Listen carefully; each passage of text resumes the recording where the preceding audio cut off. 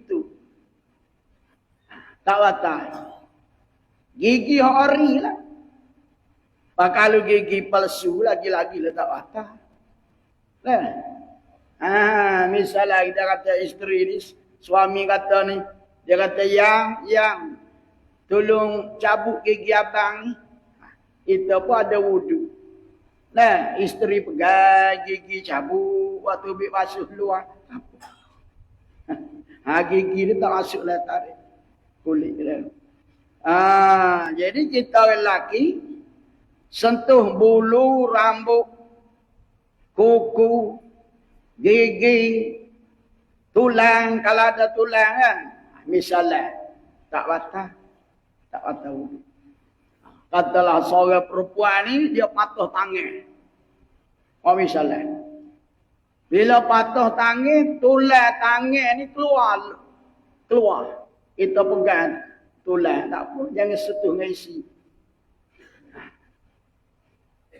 Mana bukan keseluruhan anggota perempuan ni, batal berlaku. Tapi kebanyakannya batal lah. Itu sentuh kulit. Sentuh kulit pun kulit perempuan yang sudah ada keinginan. Mana kalau perempuan tu tengok orang lelaki berasa berminat. Itu cara tu. Ataupun budak laki-laki tengok orang puan, maka kita laki-laki ni kalau lihat pun tak ada nafsu dah. Muka tua dah. Batal ke dia? Sebab semalam dia ayat dah kan? Bersentuh laki-laki dengan perempuan yang kedua-dua laki-laki perempuan itu mempunyai nafsu. Tiada nafsu. Baik. Kalau tak ada nafsu, kerana tua contoh. Tak ada keinginan dah. Pegang pun tak ada berasa ram ke apa dah tua dah. Batal ke tak? Batal juga. Jadi hak bincang ada nafsu tak ada nafsu tadi, remaja, kanak-kanak. Ada pun kita orang tua ni, walaupun tua 100 lebih dah umur, kita tengok dia tak ada nafsu pasal dia tua, batal. Walaupun dia tua. Dan tak ada nafsu, apa pasal batal? Tak ada nafsu tu kita, mungkin orang lain ada nafsu. Jadi kita orang muda sentuh perempuan tua, ataupun perempuan muda sentuh laki-laki tua, walaupun tak ada nafsu, hukumnya batal. Batal wudu bila sentuh tanpa berlapis. Pasal apa batal? Kan nafsu tak ada. Nafsu tak ada pun dia kaedah dalam hukum fiqh, dalam ajaran Islam. Dia kira batal walaupun kita lihat wanita yang sudah tua, tak ada nafsu pun, batal juga. Dia kaedah dianya, ma min sakitatin. Kaedah dia. Ma min sakitatin illa walaha laqitatun. Apa maksud? Ma min sakitatin. Tidak ada yang jatuh, yang gugur. Illa walaha laqitatun. Malaikat ada yang memungutnya. Maksudnya, setiap yang gugur di atas bumi, pasti ada yang suka memungutnya. Kita tak nak, orang lain nak. Maka oleh kerana, walaupun kita kata, moci tu, aku tengok pun tak ada nafsu. Kita boleh jadi orang lain ada. Tidak kena. Ma min sakitatin, tidak ada yang gugur di atas bumi, illa walaha, malaikat baginya, laqitatun, mesti ada yang sanggup memungutnya. Contoh, kalau kita bawa kuih, Contoh dah. Kita bawa kuih, kita bawa gula. Dah. Kita bawa gula, gula kita jatuh atas bumi. Ayam tak makan, itik tak makan, kucing tak makan gula. Tetapi semut akan mengambil gula yang tercicir. Nampak tak? Maknanya bukan semua hayawan tak makan gula. Walau kita tengok, kucing tak makan gula. Nah, lembu tak makan. Kambing tak makan. Nah, tetapi semut mengambil. Maka itu kata, nah, setiap yang gugur di atas muka bumi, nah, pasti ada yang memungut. Semua binatang tak makan. Tapi semut makan gula. Jadi nak cerita je. Mana kita orang lelaki, tak kira lah sama tua, ataupun kita muda, perempuan tu tua, ataupun lelaki perempuan tu sama tua, bersentuh batal wudu walaupun tidak ada nafsu. Walaupun tak ada keinginan. Kecuali yang tak batalnya, setuh bulu, kuku, gigi. Dan tiada batal ia wudu dengan sentuh mahram. Mahram. Yaitu mahram. Nah, yaitu mahram. Tiap mereka yang haram berkahwin dengan dia, dengan mereka, orang yang haram kita kahwin, itu dia panggil mahram. Kita orang lelaki tak boleh kahwin dengan perempuan, maka itu dia panggil mahram. Maka persentuhan kulit lelaki dengan perempuan mahram tidak batal. Pasal mahram dia tak batal tu bila? Selama-lama macam adik-beradik. Kita ada kakak, setuh kulit dengan kakak perempuan. Tak batal tu sampai bila? Sampai mati selama-lama. Tak batal. Sama ada kerana nasab baik. Mahram itu dari sudut mana? Yang kita orang lelaki dengan perempuan itu mahram. Mahram dari sudut sama ada kerana nasab. Apa maksud nasab? Keturunan. Nasab ni keturunan. Turunan. Dia panggil nasabung. Seperti contoh, mak saudara. Mak saudara perempuan. Kita ni anak saudara. Laki-laki. Anak saudara bersentuh dengan mak saudara. Begitulah sebaliknya. Nah, perempuan bersentuh dengan bapa saudara laki-laki. Tidak batal wuduk kerana itu mahram. Anak saudara dengan bapa saudara dengan ibu saudara mahram. Mahram dari sudut nasabung keturunan. Nah, mak saudara kita. Perempuan itu adik-beradik dengan ayah kita atau dengan mak kita. Maka dia panggil nasabung. Tak batal wuduk.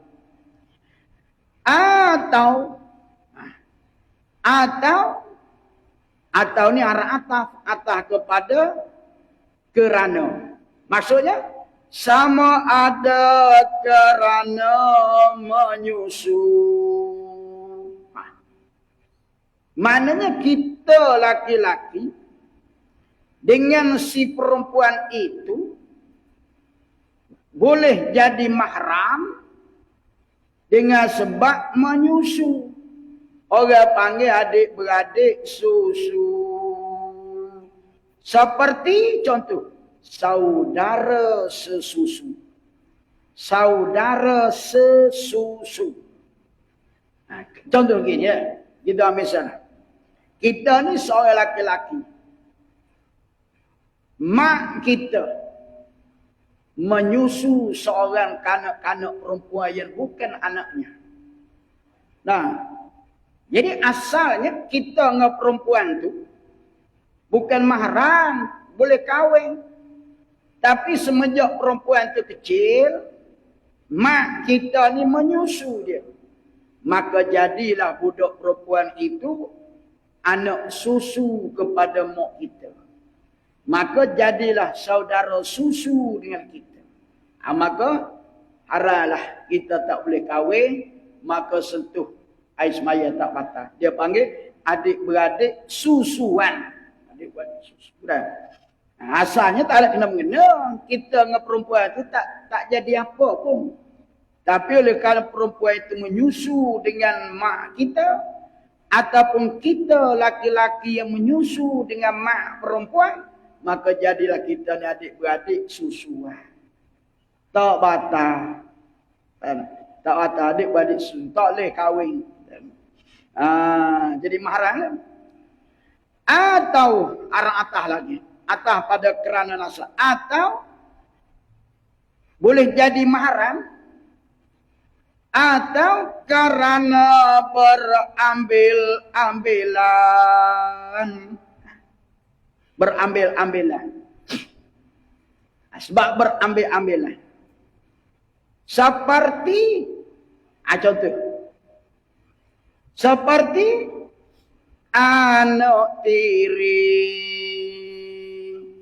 Anak tiri. Apa maksud berambilan? Katalah kita sebagai seorang laki-laki. Kita kahwin dengan seorang wanita janda. Maka wanita janda itu punya anak gadis. Bila kita kahwin dengan mak dia, maka anak perempuan janda itu menjadi anak tiri kita.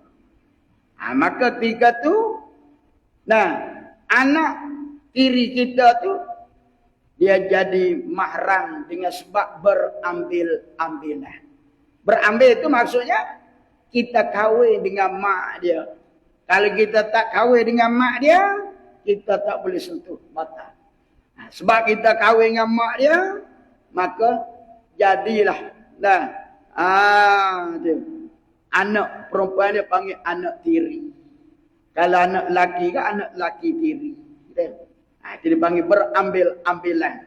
Dengan sebab kita ambil ibunya jadi isteri, maka anak perempuan itu jadilah anak tiri.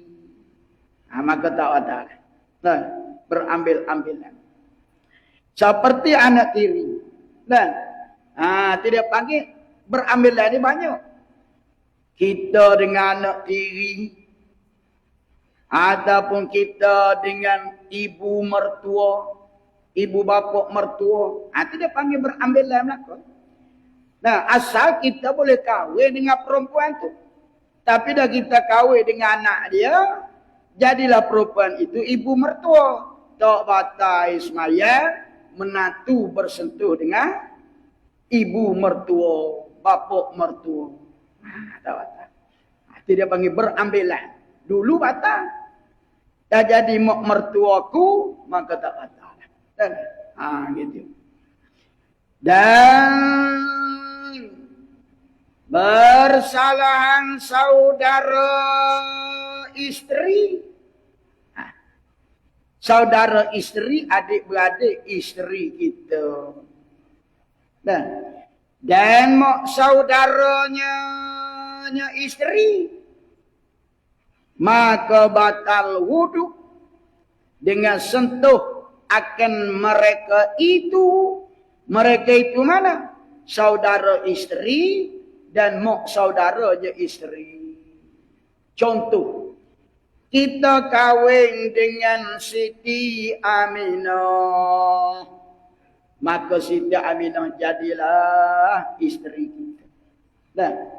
Siti Aminah ada saudara namanya Siti Fatimah. Jadi Siti Fatimah dengan Siti Aminah ni adik-beradik. Siti Aminah ni isteri kita.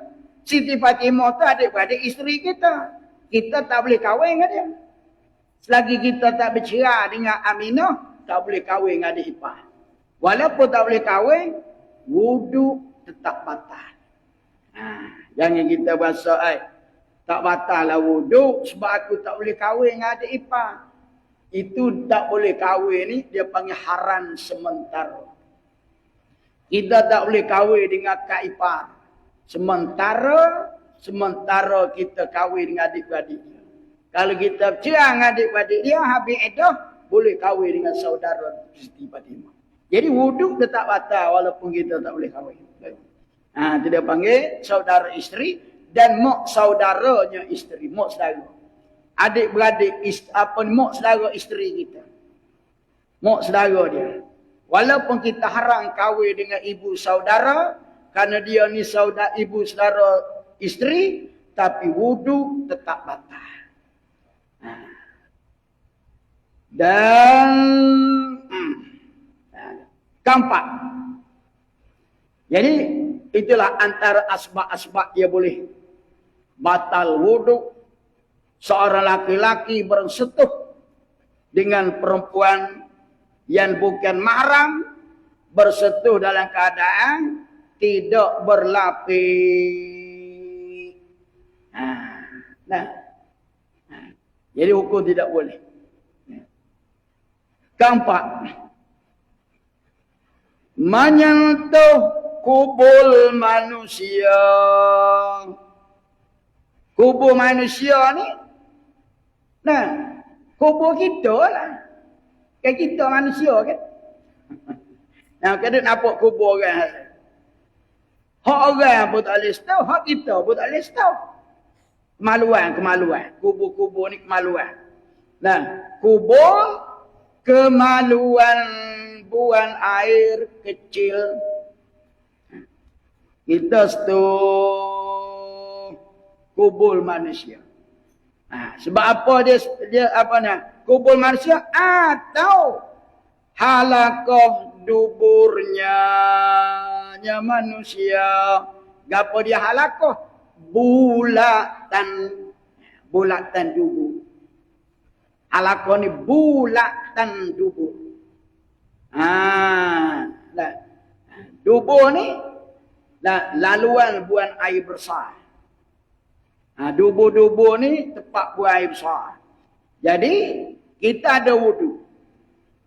Kita sentuh kemaluan manusia. Sama ada kemaluan manusia tu hak orang ataupun milik kita sendiri. Dan batal. Batal. Dan halaqah dubur. Tak boleh sentuh. Sentuh ni tak apa berlapis. Kalau sentuh keluar kain tak apa. Kut dalam. Sentuh kut dalam. Atau halaqah dubur sentuh-sentuh dengan perut tangan.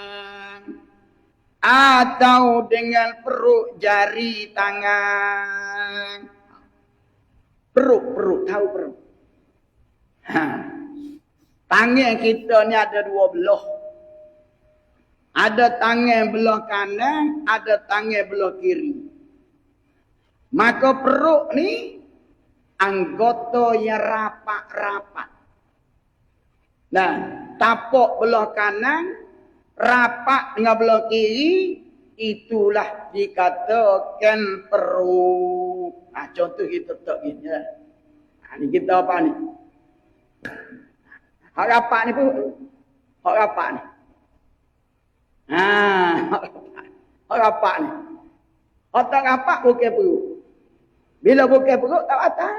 Dia batal ni perut. Perut tapak tangan. Perut. Hak rapat. Hak tak rapat tak batal. Contohnya hujung jari. Dia jolok dengan hujung jari kemaluan dia. Tak batal. Pasal ujung ni bukan perut. Perut ni bawah. Perut ni. Rapat. Perut. Dan. Ataupun dia kepik. Misalnya lah. Dia kepik ni jari 12 ni. Dia kepik maluan dia. Tak atas. Dia kepik. Pasal tak kena perut. Pasal tak kena ni. Tak kena perut ni. Perut duduk bawah.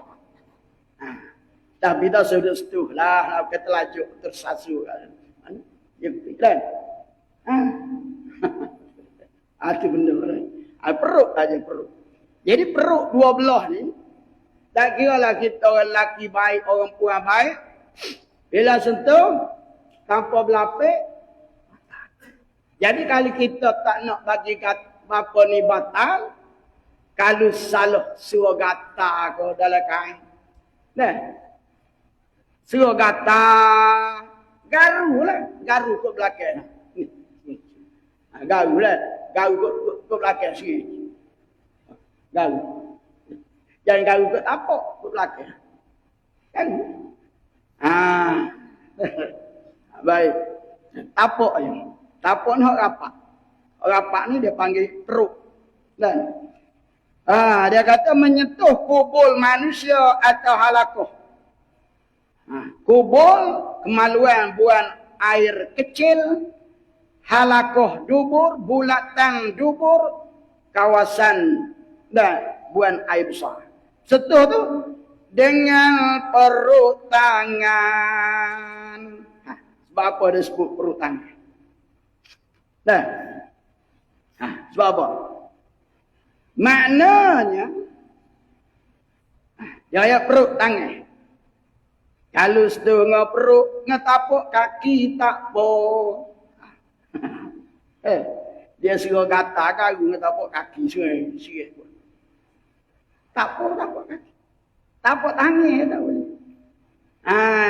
Dah. Tapak tangan ni tak boleh sensitif. Tapak kaki tak apa.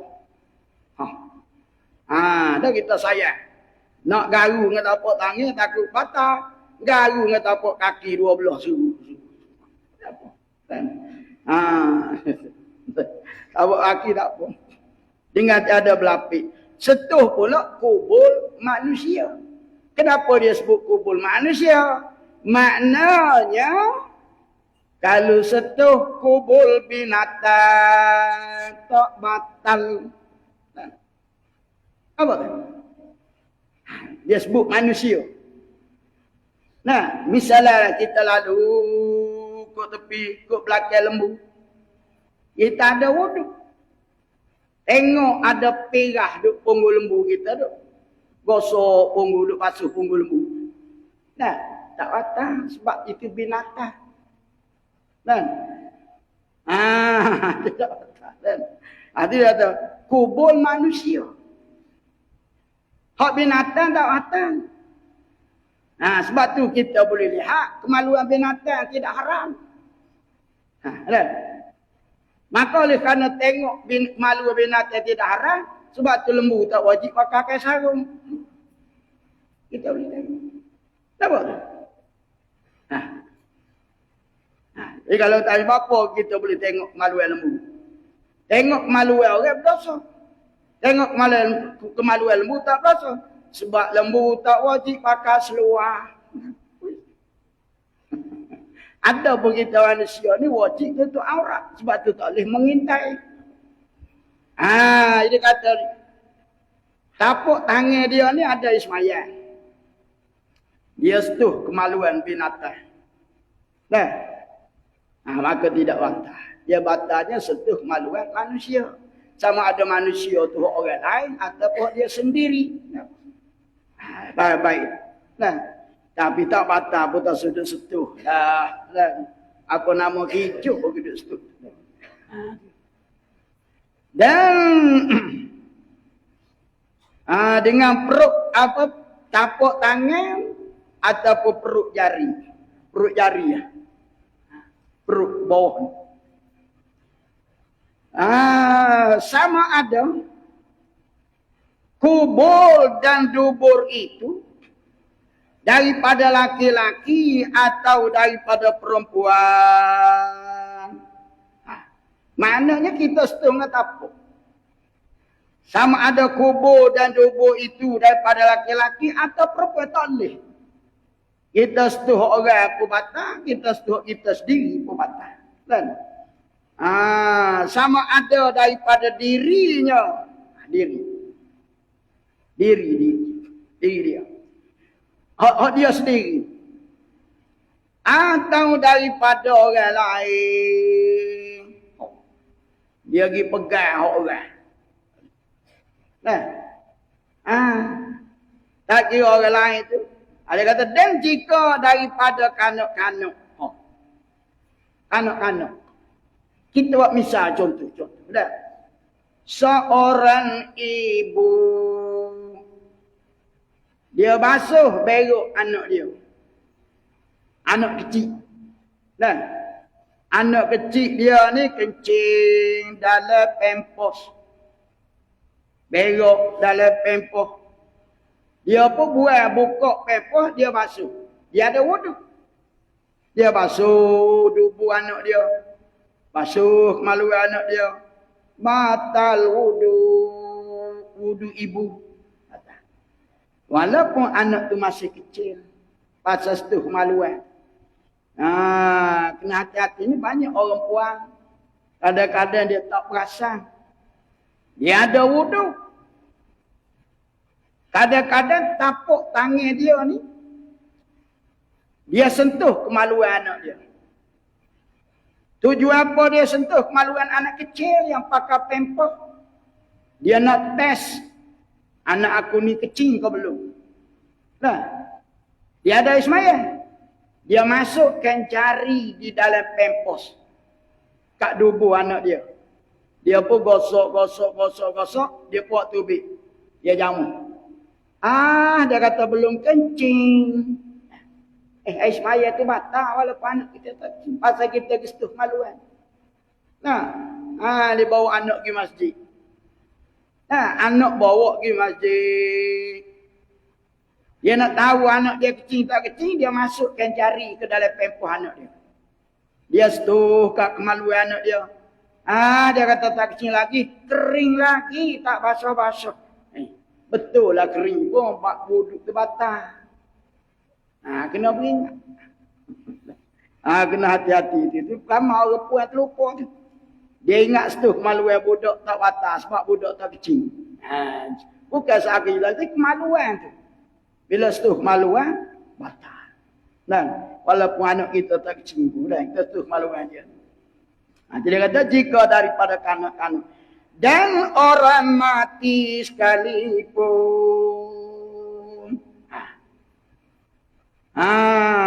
Dan. Jadi, mayat-mayat. Kita tukar mandi mayat. Katalah kita mandi, kita ada semayang. Kemudian tapuk tangan kita digosok dekat kemaluan mayat. Kita gosok. Tapuk tangan ni kita gosok tanpa berlapik. Kalau pakai sarung tangan tak apa, tak berlapik. Dan kita tukar mandi mayat dah. Gosok. Jadi batal. Walaupun kemaluan orang yang sudah mati. Walaupun mati sekalipun. Tu. Mayat tidak batal. Mayat tak batal wuduk dia. Kita orang hidup je batal. Kita orang hidup. Jadi kewajipan kita orang hidup wajib berdukipayah memandikan mayat. Wajib. Ada orang tanya saya. Dia kata, Ustaz, kenapalah orang mati kita kena mandikan dia? Dia tanya soalan. Kenapa kita kena mandikan orang mati? Nak jawab kan? Kenapa kita kena mandi? Hukum tu memang jawab akal. Kadang-kadang orang ni dia tak faham hukum. Hukum ni wajib kena mandi. Jadi tanya kenapa orang mati kita orang hidup kena tolong mandi? Saya jawab secara spontan. Orang mati kita orang hidup kena tolong mandi. Kerana orang mati tak bisa mandi sendiri. Susah. Nah, itu jawab apa? Mayat tak bisa mandi sendiri. Orang hiduplah kena tolong mandi. Ni jawab akal. Nah, hukum tu memang wajib lah. Jadi kalau kita tu mandi duk gosok tak pakai sarung tangan, kena kemaluan mayat. Batal air sembahyang tu mandi. Air sembahyang wuduk mayat tak batal. Batal hari itu. Dan dikehendaki dengan kubur. Dikehendaki dengan kubur tu, kemaluan tu. Dikehendaki dengan kubur perempuan itu. Maaflah kita belajar ni dah. Kita belajar ni kitab ni dia wayak belaka hukum. Jangan malu. Nak ada malu. Alah malunya. Malu dah belajar ada sebut kubur dubu malulah. Tak usah malu. Di medan belajar jangan malu. Walaupun benda tu ayat tu agak lucuh tapi tidak berdosa kerana kita berada di majlis ilmu. Kita berada di majlis ilmu. Kena cakap betul. Dan apa benda kubur ni? Kubur perempuan. Iaitu tempat berjumpa dua bibirnya kubur. Maaflah. Walaupun bunyi lucu sebut pun. Pasal dia lah kita mengaji. Kan? Jadi kalau tanya mana kawasan kubur, kita orang puan kena tahu. Kena tahulah takut salah sentuh. Sentuh batal ke tak? Sentuh kat mana? Jadi kubur perempuan tempat berjumpa dua bibir. Bibir kubur lah, bibir kemaluan. Daripada permulaannya kubur hingga kesudahannya. Dan sudahannya kubur. Dan itu baik. Itu mana ulama nak beritahu. Dan takut orang puas tak tahulah. Dan mana kawasan kubur dah. Jawapan ni. Ni lah. Orang puas dia tahulah. Jangan pula kita dah tanya-tanya dah. Tu baik. Jadi kalau setuh itu tanpa berlapik, maka demikianlah orang lelaki apa ni kita setuh kemaluan kita sendiri pun batal tanpa berlapik. Dan barang siapa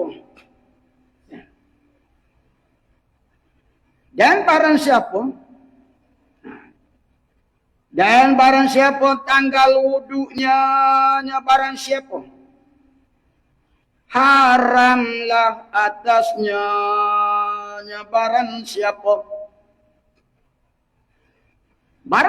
tanggal wuduknya barang siapa haramlah atasnya barang siapa 4 perkara. Apa benda 4 perkara? Bagi orang yang tak ada wuduk, wuduknya terbatal, haram 4 perkara dia tak boleh buat. 4 perkara ni haram. Kalau kita buat, dosa lah kita. Apa dia 4 perkara? Orang yang tanggal wuduk, orang yang batal wuduk. Iaitu yang pertama, sembahyang. Jadi bila kita tak ada wuduk, nak sembahyang wajib tak boleh. Nak sembahyang sunat tak boleh. Tak kira sembahyang fardu, sembahyang sunat. Dan termasuk juga perkara yang seolah-olah seperti sembahyang. Tak boleh juga tak ada wuduk. Apa dia contoh? seperti sujud tilawah. Kita tak ada wudu. Kita dengar orang baca ayat sejadah. Orang tu sujud lah dia baca. Dia ada wudu. Kita ni tak ada wudu. Tengok tu imam sujud, kita pun sujud. Kita tak ada wudu. Tak boleh. Dan sujud syukur. Tak boleh. Kalau tak ada wudu. Sebab sujud tilawah dan sujud syukur ini, dia seolah-olah seperti sembahyang. Maka kalau kita sujud syukur tanpa wudu, tak baik. Bahawa ada sujud syukur di padai bola. Kan? Go home. Dia pun sujud syukur lah masuk tu. Ada wudu ke tak? Tak ada, tak boleh, haram. Apa kalau ada wudu, tutup aurat ke tak? Tak tutup, tak boleh juga. Dia supaya semaya. Nak sujud syukur, sujud tilawah, dia supaya semaya dah. Walaupun dia bukan solat, tapi seperti solat. Kena ada wudu, kena ada kiblat, tutup aurat, kena ada takbir. Kena ada niat, ada sujud, ada salam. Tidak ada rukun. Muka bakar dem sujud. Tak jadi. Dia kena ada kiblat, kena takbir dulu. Allahu Akbar. Niat aku sujud syukur, barulah sujud. Sujud tu sekali ya, akak kepala, Assalamualaikum. Tak ada tahiyat, tak ada tahiyat, tak ada. Jadi, orang yang tidak ada wudu, tak boleh nak semaya fardu ataupun semaya sunat. Tidak boleh. Dan tawaf fardu atau tawaf sunat, tak boleh. Tawaf fardu tak boleh, tawaf sunat pun tak boleh. Bagi pasal tawaf ni dia supaya semaya dah. Dari sudut beberapa syarat. Yang kedua, tawaf. Yang ketiga, menyentuh akan mushaf. Mushaf mana? Al-Quran. Setuh Quran. Tak ada wudu, setuh Quran. Tak boleh. Tak boleh. Nak setuh Quran, tak boleh.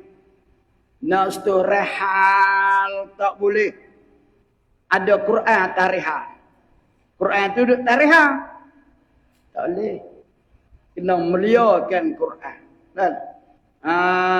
Kerana Allah Ta'ala nas dalam Quran, jangan sekali-kali setuh malaikat orang yang bersuci. Menyentuh. Walaupun kita kata berlapik pun tak boleh.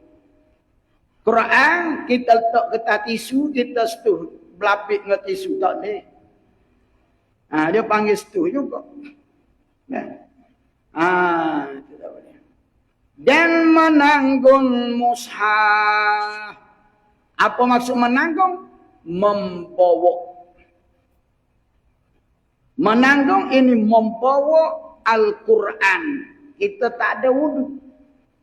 Tak boleh nak bawa. Kecuali Al-Quran yang ada tafsiran. Quran yang ada tafsir, tak apa. Boleh bawa. Boleh setuh. Pada tafsir. Tapi kita jangan setuh ayat tu. Yang mana huruf tafsir lebih banyak daripada huruf Al-Quran. Jadi, boleh. Kalau kita nak bawa juga, nak macam mana? Katalah kita pergi kat kedai, beli sebuah Al-Quran. Nak bawa balik Quran, orang jual kat pasar, kat Kota Baru, kedai Jaafar Rawas, contoh dah. Jadi kita nak beli Quran, nak bawa balik pada anak-anak, kita tak ada wudu. Macam mana kita nak bawa Quran?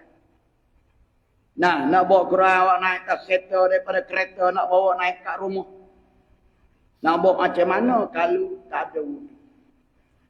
Sedangkan hukum yang keempat ni kata menanggung.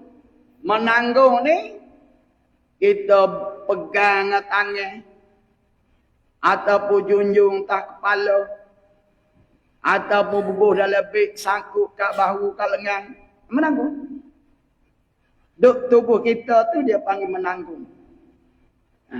Nah, Quran duduk dalam plastik, kita pegang plastik, sama menanggung. Jadi bagaimana cara supaya boleh?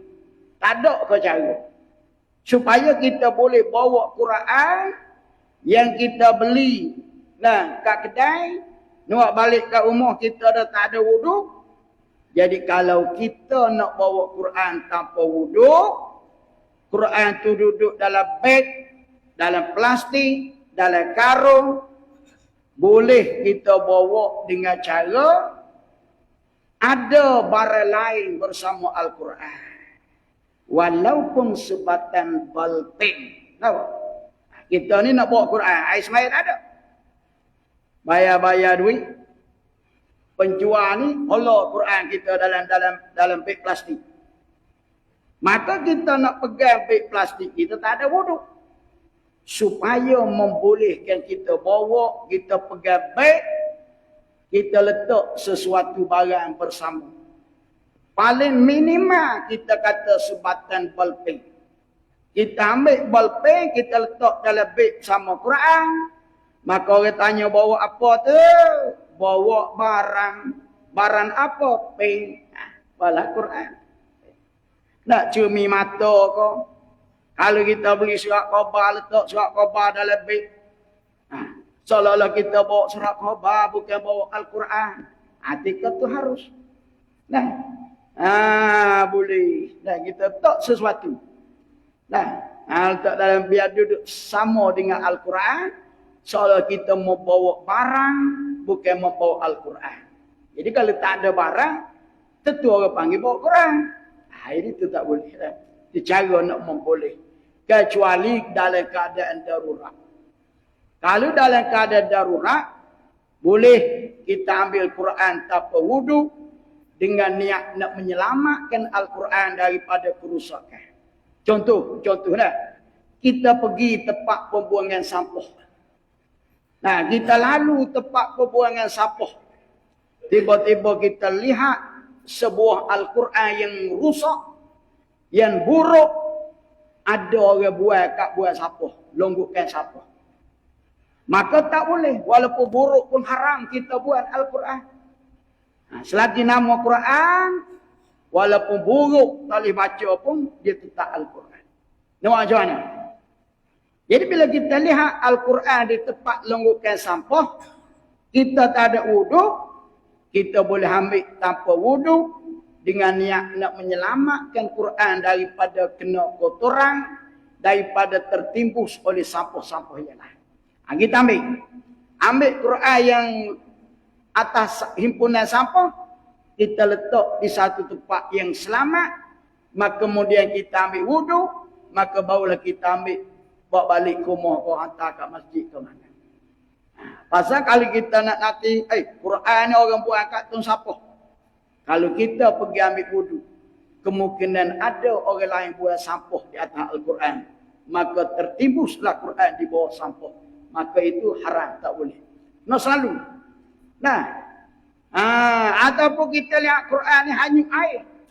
Ni air dia hanyut. Air mengalir ke depan pondok kita. Quran hanyut. Kita tak ada wudu. Kita pegang Quran tanpa wudu harus. Kita angkat, letak tempat yang selamat, baru kita ambil wudu, baru kita ambil Quran tu letak tempat lain pula. Itu dia panggil darurah.